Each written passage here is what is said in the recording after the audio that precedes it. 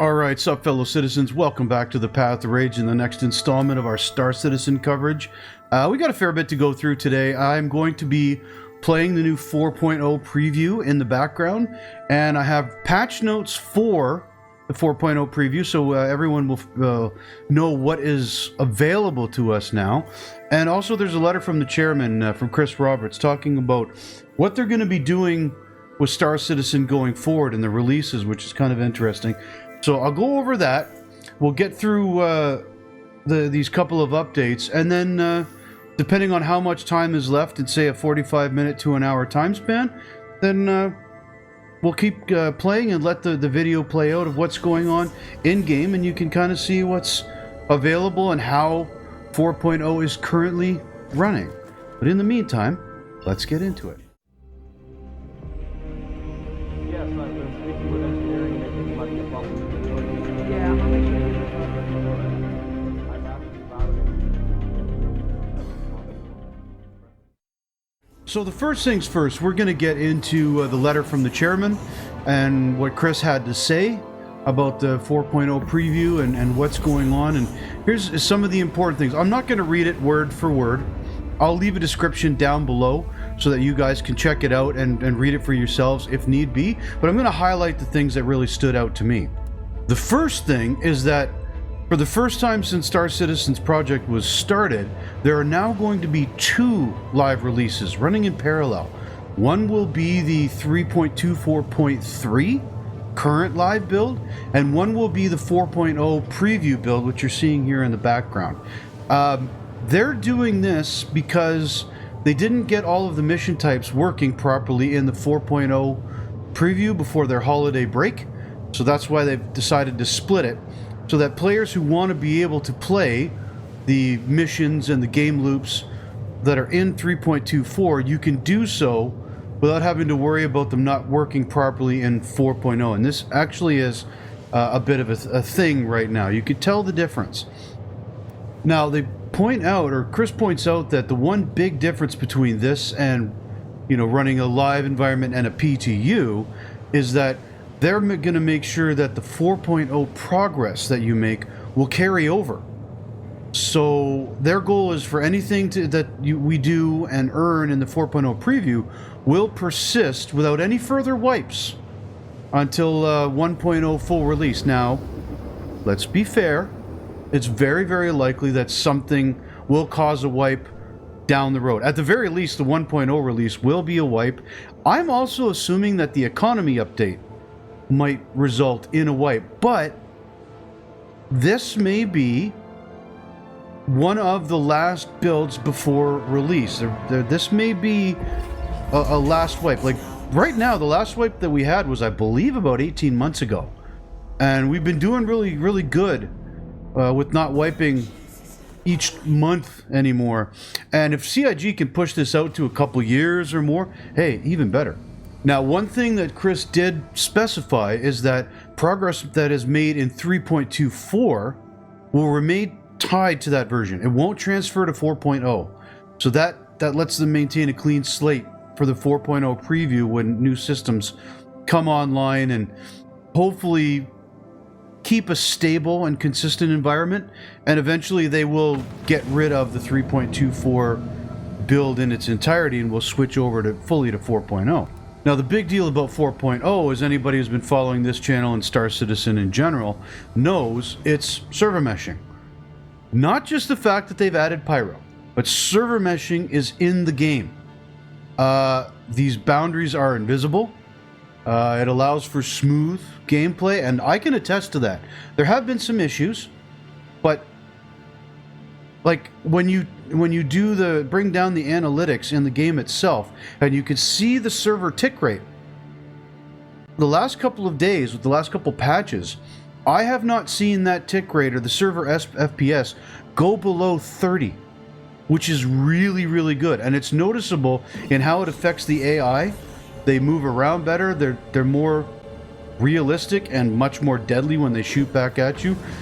You also have to be careful because they move around a lot more, and that's how you end up with a crime stat when one of your allies steps in front of you when you're shooting at a pirate. I think right now, with the setup that they have, I think that the servers have up to 500 people on them, and there's 4 per system or something like that. But in any case, whatever they're doing with server meshing does appear to be working, and the server FPS rate is very, very good, and it's noticeable. There are still a lot of bugs. Let's not be anything but open about that. There are still a lot of bugs. There are still problems. It is still an in-development game, but this part seems to be working really, really well. Now, along with server meshing, we're also going to be getting a bunch of new content. Not just Pyro, which gives us multiple planets and moons and space stations and all that kind of stuff. There are now new mission chains that allow you to align with the headhunters or the citizens for prosperity. And if you help out one, you'll piss off the other, and vice versa. So reputation is going to be a greater focus going forward with this build. The other thing they added in, which you saw in my last video a couple of weeks ago, unfortunately, was the contested zones. And these are almost Tarkov-style areas in the space stations that hold 3... they're manned by different gang factions, the Fire Rats, Horizon, or Xenothreat. You can find some really high-quality rewards, armor, and weapons in there. I did see from other streamers online, some of them who have followed the contested zone clues and hints to the end. They actually got a ship as a reward. I believe it was a form of cutlass. But they actually got a ship, so it's very worth it to go into the contested zones. Just watch out.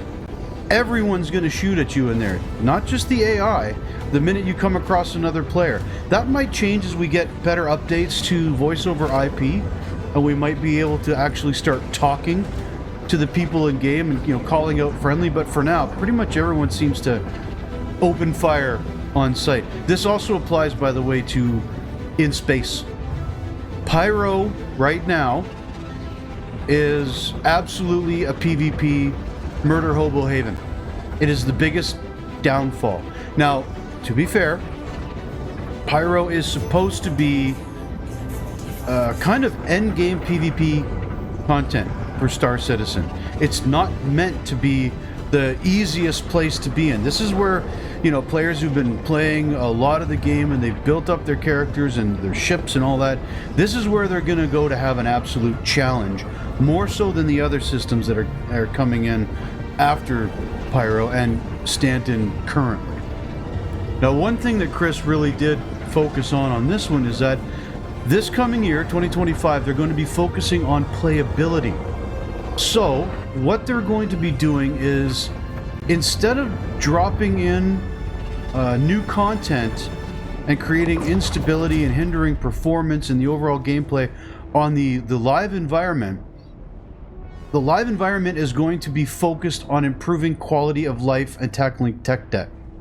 So they have to balance these efforts alongside bringing in the new tech, but what they want to do apparently is bring new tech in once it's fully mature and ready, so that they won't, you know, have to delay the release of content into the live servers or cause blockers that affect the live servers gameplay. They want to make it as smooth and steady as possible. So what Chris has said they're doing is decoupling features or feature development from content creation and general fixes. So here I'm going to quote this.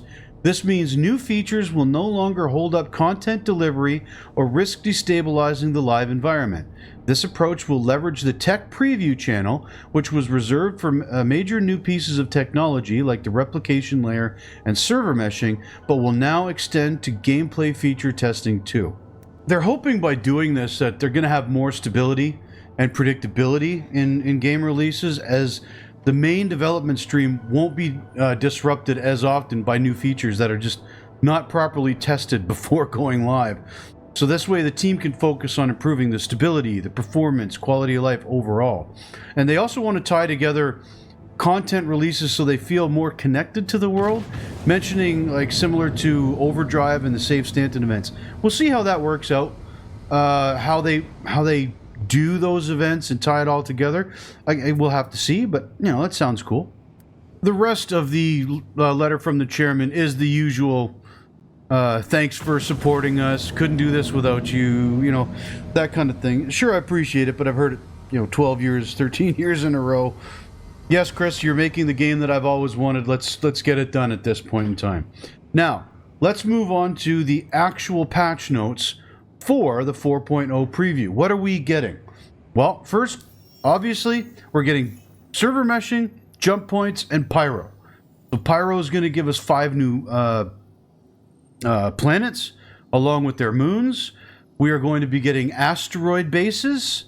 We are going to be getting the new space stations, new settlement types on the planets, all that. Plus, we're also getting some new and exclusive minables for ship mining that prospectors can do. So Pyro will also now have new base materials being tin, silicon, and ice, and some rare materials being Stileron and Risite, the rarest material in Pyro, apparently even rarer than Quantanium.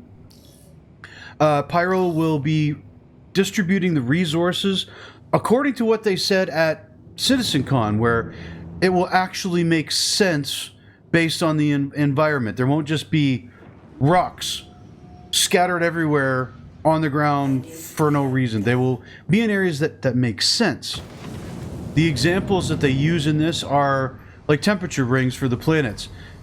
Closer to the star, the temperatures rise, and the outer regions away from the star, it's colder. So ice, for example, will be much more abundant in the outskirts of the system. This will kind of go for all of the materials, because they say that dense base materials are typically going to be found in warmer regions. Lighter porous materials like ice and silicon will be in the colder outer zones. Now, part of the new additions to Pyro is what's being called colonialism, which are the small homesteads for AI. And they'll have a central hub and a few optional internal external modules. There will actually be missions at these, like repair missions and stuff like that. You'll be able to get basic necessities there for a small group of people.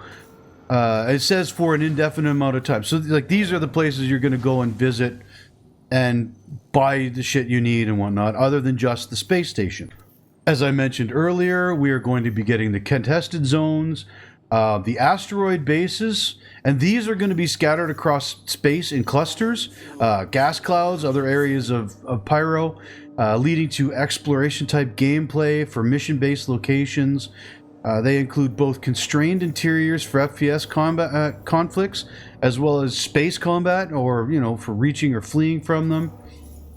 And one thing in these patch notes that's completely out of the blue, considering we were talking about everything else so far has been in Pyro. The asteroid bases and contested zones are not in Stanton, although CIG has said they're going to come there. But one thing they added in here too is that new loadouts and reduced amount of AI has been added to Area 18. I assume to make it run smoother, because Area 18 is kind of hard on the CPU. It's still my favorite location, but it is rough. There's a lot, when the NPCs are running around, there's a lot of T-posing. They've added the new quasi-grazer, the space cow, which is in both systems at this point. They've overhauled the AI animation, audio, and the loadouts that they have, with giving them new behaviors, having AI characters conversing with each other now, and they've been updated with what it says here is, quote, vast amounts of new loadouts and further updates to DNA randomization to make more unique characters. They've gotten an FPS combat balance to change their accuracy to make them more inaccurate in range, and to make time since last seen be more forgiving, along with some polish for them using cover. This is a big one here, because once the servers went up to 30 frames per second, the AI becomes incredibly deadly. I mean, obviously they should be. Don't get me wrong. I don't want to walk through this game with the NPCs completely ignoring me as I shoot at them. But there were instances where I'd take like 1 or 2 bullets and be dead, because they instantly headshot me from as far away as possible with a submachine gun. So the fact that they've balanced that out is a good thing. As mentioned before, jump points are added in. These take roughly 2 minutes end to end for the Stanton to Pyro jump points, and you have to maneuver your ship and avoid collision with the tunnel walls and other obstacles in it. And if you don't, you'll be ejected into open space, and it's a pain in the ass when it happens. This is an epic thing to go through when it happens. Like, they really nailed jump points, and you can really see like how this is really going to open up the game, especially as more systems come online and allow us to go to completely new planets and new cities and whatnot that we haven't seen yet. This is great. Now, I'm going to get a bit less general and a bit more specific with this next part of the 4.0 preview, because this is about the economy. And this is a big change. So they're trying to keep it balanced and ensure a fair and enjoyable experience, but they want to make it so that Pyro is absolutely a high-risk, high-reward star system, and the in-game economy is getting a major overhaul that will impact pretty much every aspect of the game.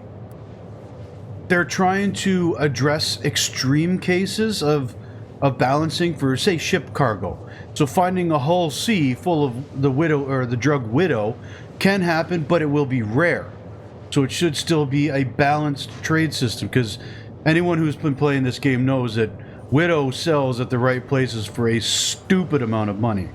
They rebalanced the prices for vehicle components and consumable weapons.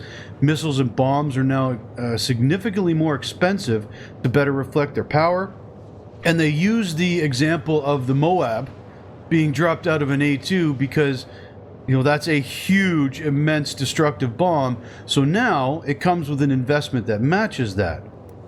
They've rebalanced quantum and hydrogen fuel prices, which I'm going to put to the test in this best background play.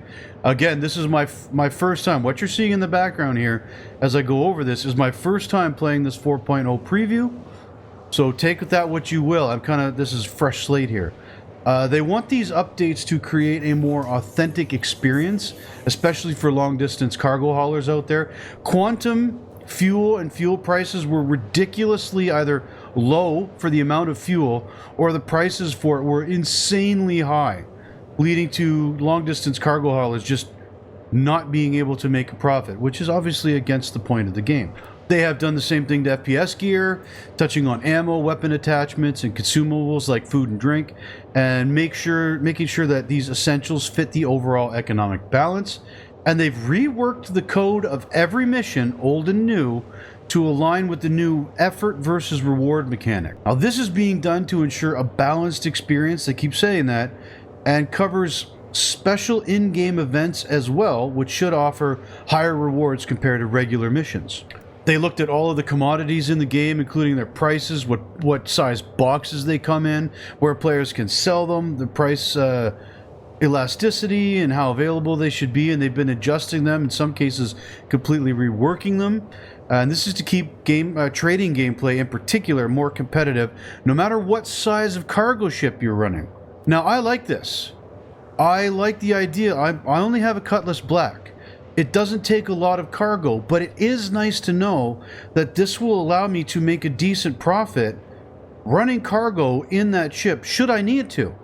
Should I make a bunch of mistakes and get really, really low on money, I should be able to, use the ship space that I have to make some decent money. So that's what they're looking at here. I love it. According to CIG, these changes will affect every shop and every commodity in the game. It will benefit traders, salvagers, miners, everybody.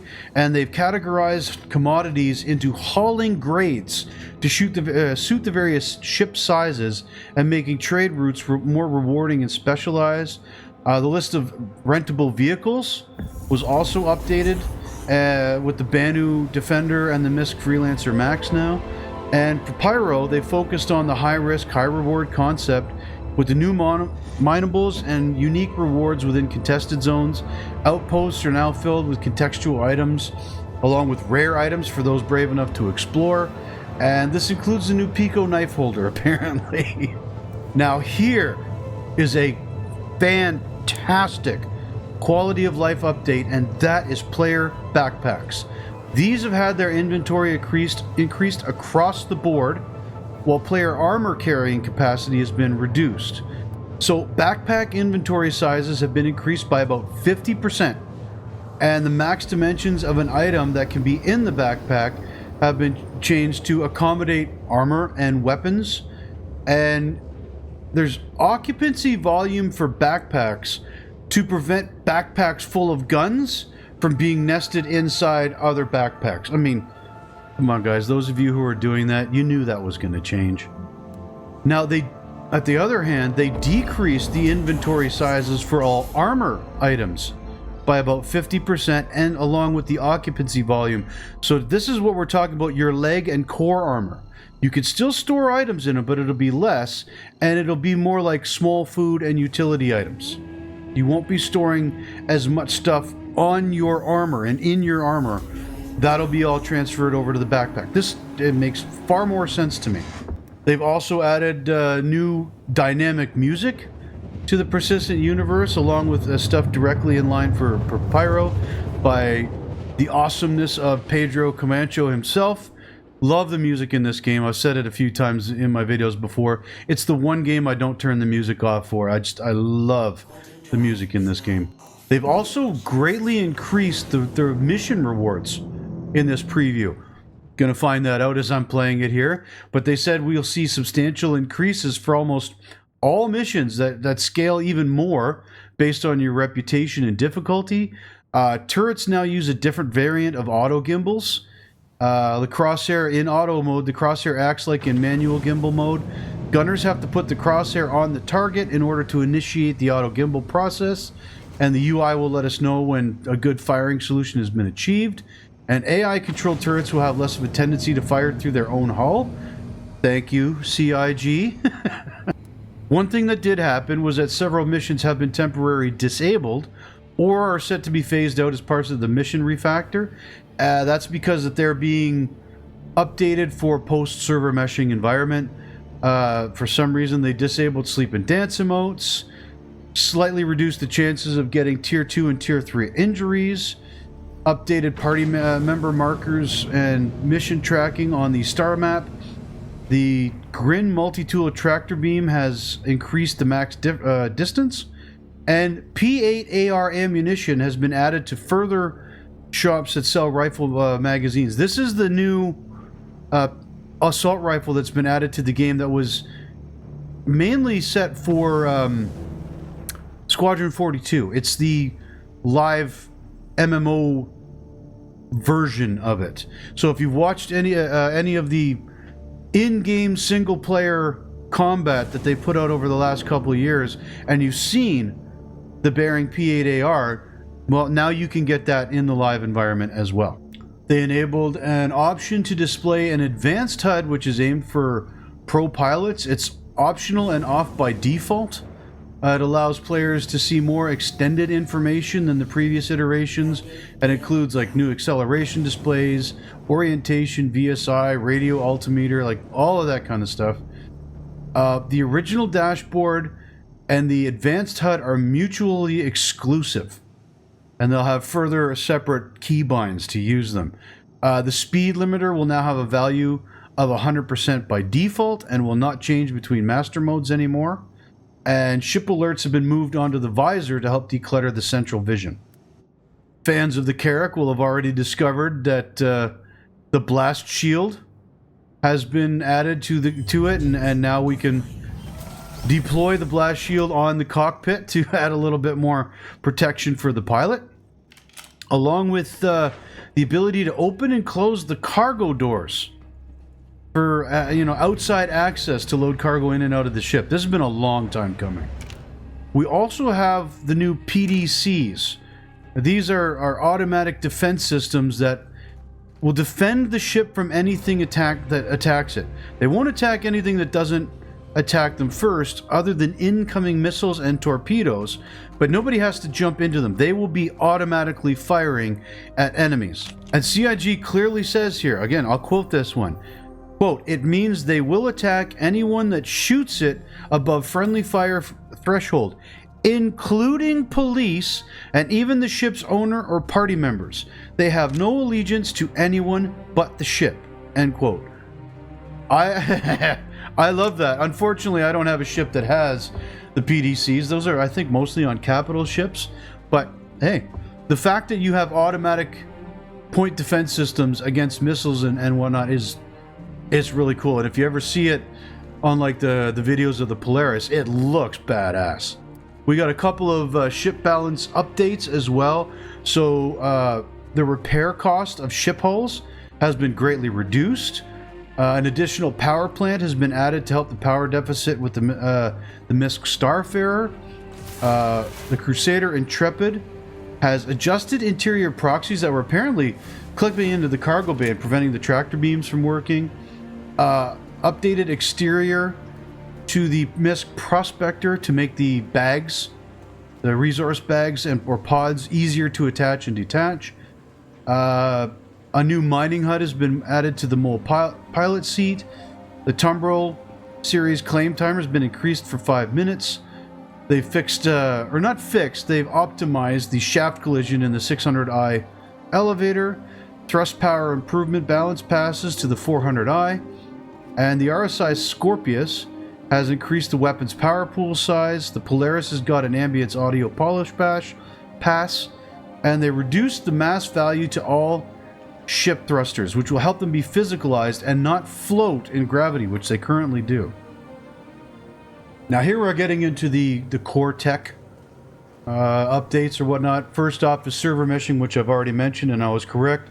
They have targeted 500 players total on the Shard with multiple servers running locations on the Shard. Now what they did, it was really nice, was the 4.0 release, players were spawning into their personal hangars when joining the PU at their home location.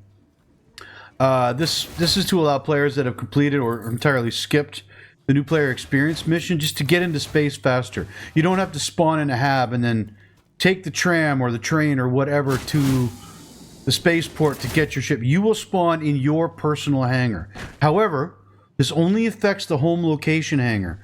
If you're out at any other landing zone or space station, you will spawn in a hab. Now, I do believe, however, that is currently disabled in this current build of 4.0 preview. It might be re-enabled in the, next week or in the coming days, but currently right now, I do believe that has been disabled. Hopefully it comes back because I did get to experience that and that was dope. They've added a persistent universe joining queue so that too many players don't load into a shard all at once. It's mostly affect when new players all load in at the same time with large groups and whatnot. They've made face over IP tracking refinements, which I'm looking forward to putting to the test once I get my my camera set up properly again, because being able to look around in your ship with head tracking is awesome. And they've also got some other core tech updates that are like additional performance and networking optimizations to improve the overall experience, including network and interaction delay optimizations, instance hangar streaming optimizations, inventory refactor changes, ASOP and vehicle management app performance and networking polish paths, client and server overall performance, GPU particle performance improvements, a whole bunch. Again, I will list the the patch notes in the description below for you guys to check them out. They also made a couple of updates to Arena Commander. I quite genuinely don't care about Arena Commander. It's a decent test environment. It served its purpose back in the day, but as an Evocati, I honestly, unless they put in a new system like engineering, I genuinely do not ever go into Arena Commander. I test the PTU, I test the ePTU, and the live environment, because to me that's the important thing. But in any case, those are the updates for this week. And for now, I hope you enjoyed that. Like and subscribe if you do, if you thought I did a good job. Give me a shout out in the comments below or whatnot. And in the meantime, I'm going to let the rest of this gameplay that I have here play out. You guys, can please stick around and enjoy, and we'll go from there. And let's actually see on screen together what this 4.0 preview brings to us. In the meantime, I've been Rayjet Games. I hope you enjoy the rest of the video, and I'll see you in the next one. Bye-bye.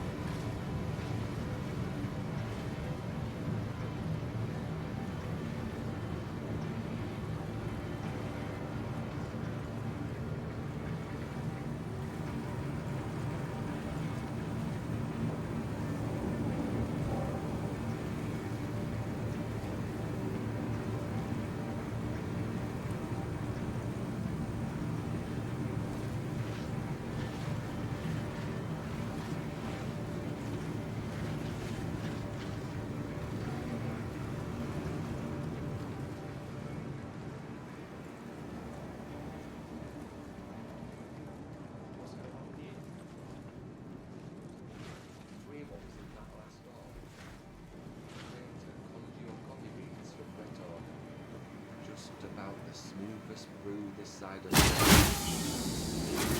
fashionable. I'll drip you a cup of it. How are things with you? I think my guild membership's gonna lapse soon. I haven't needed to mine anything in years, so I just kind of let it slip.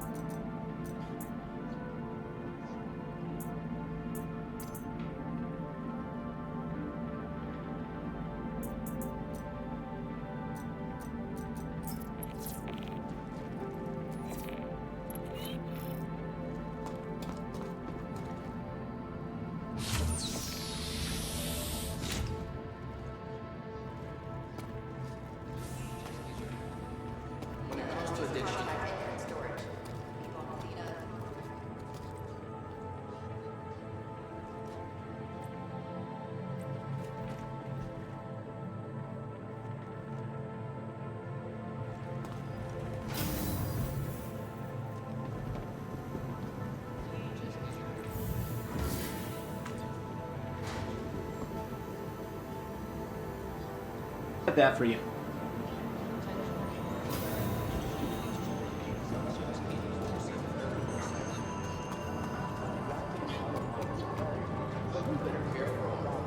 How are you?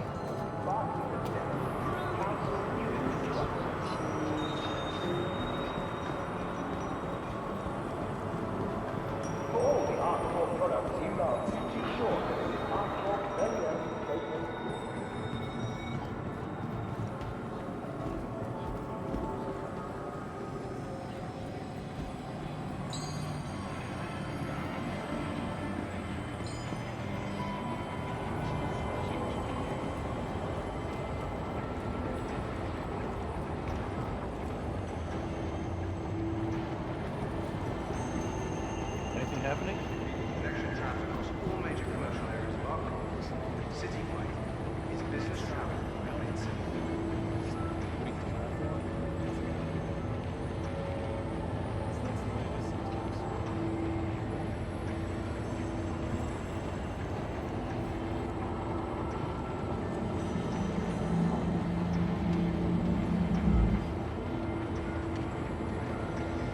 Tram now approaching.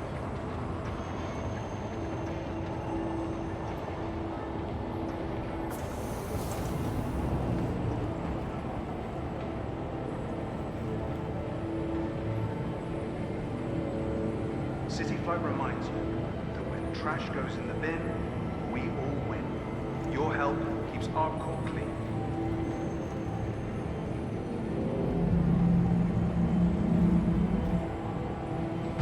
Tram now leaving the station. Stand clear of the doors.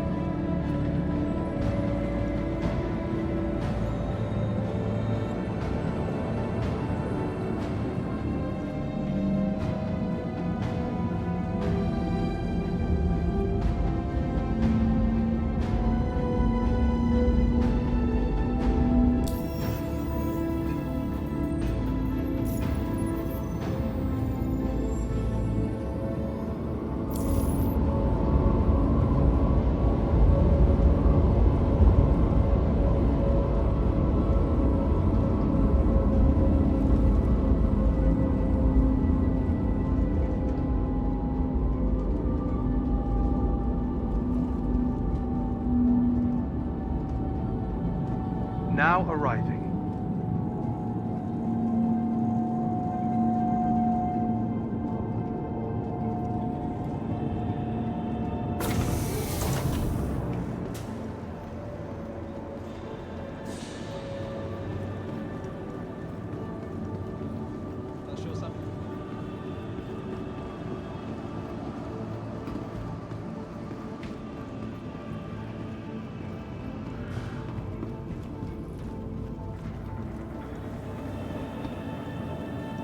Want your company to be in good company? ArcCorp's unique vertically integrated corporate parks offer amenities such as resource sharing and logistical pairing for our rental partners. Inquire today to learn how you can invest in making ArcCorp your new home.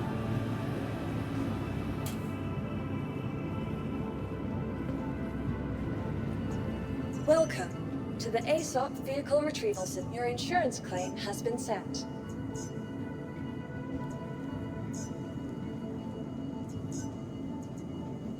Thank you for visit us visiting again. ArcCorp, Goodbye. Stanton's capital of commerce.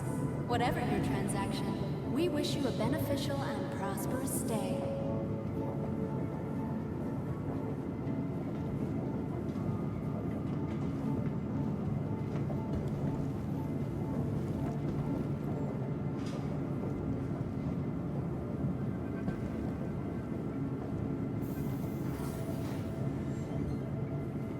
Hello, and welcome to Riker Memorial Spaceport, servicing the greater Area 18 metropolitan area. We hope you have safe travels wherever your final destination may be.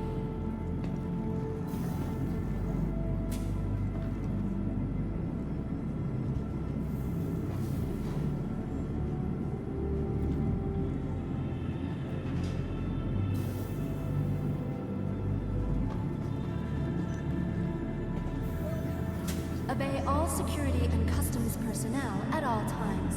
Their job is your safety.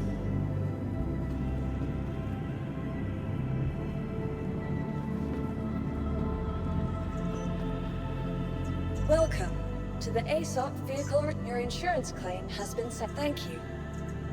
Please visit us again. Goodbye. Thank you for visiting ArtCorp, Stanton's capital of commerce.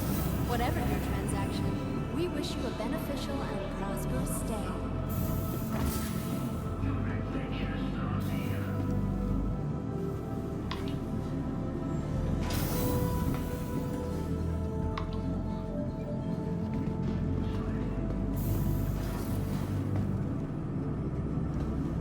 Obey all security and customs personnel at all times. Their job is your safety.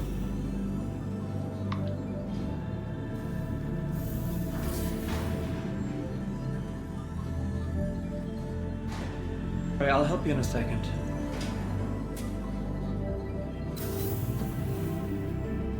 Give me 1 moment, okay? Your personal belongings are your personal responsibility.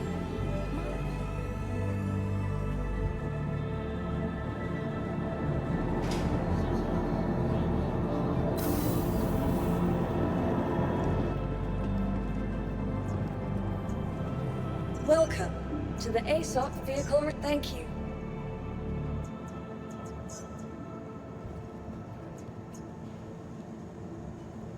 Please visit us again.